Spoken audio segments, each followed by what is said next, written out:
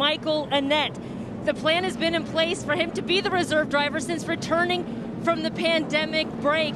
So they've had everything they needed on hand to get him comfortable in this car, and that includes changing the seat insert, the headrest, the steering column, the shifter, the mirrors, the steering wheel, just for the short list.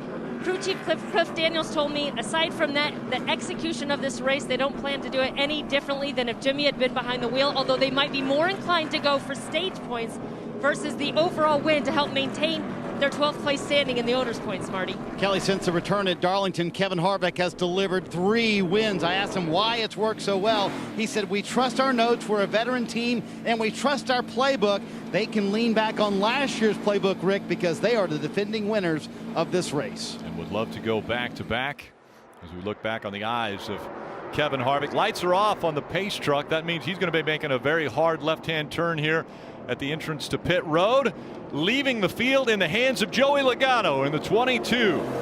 Kurt Busch in the 1 on the inside as they get ready for the start of the Brickyard 400 from Indianapolis Motor Speedway.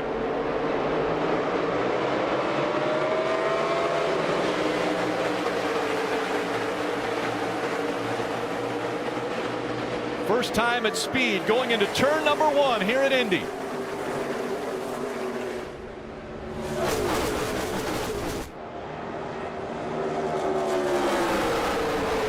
They stay side by side for the lead. Logano inching ahead of Kurt Busch as they go down the backstretch. Making that outside line work for Joey Logano. Use that momentum. Look at Brad Keselowski. Big aggressive move down the back straightaway.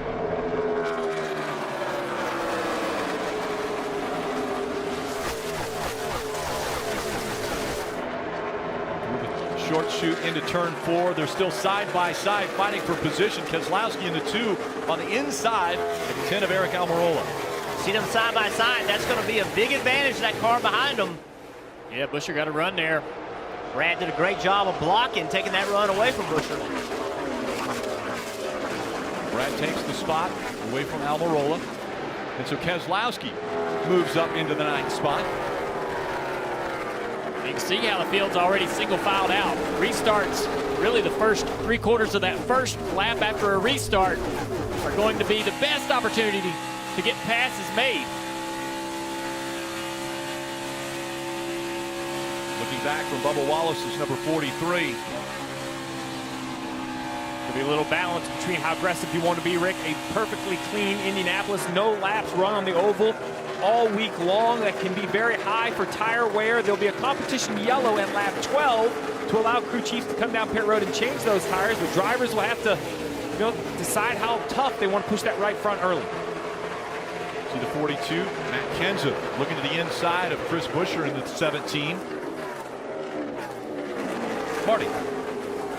I was going to ask Steve that question, Rick, about that right front tire. All the crew chiefs I talked to this morning, Steve, 12 laps in, that's enough to make you a little bit worried about that right front. Traditionally, Indianapolis, when it's a green racetrack, very hard on those Goodyear tires. So, Steve, if you were crew chief in this race, would lap 12 be early enough for you for that comp caution? Well, it would have to be early enough. We see the 20 of Eric Jones pull out of line to make a move.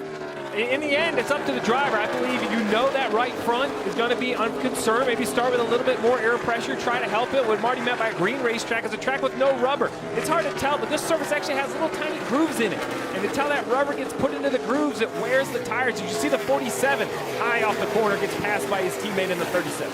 Yeah, he's struggling.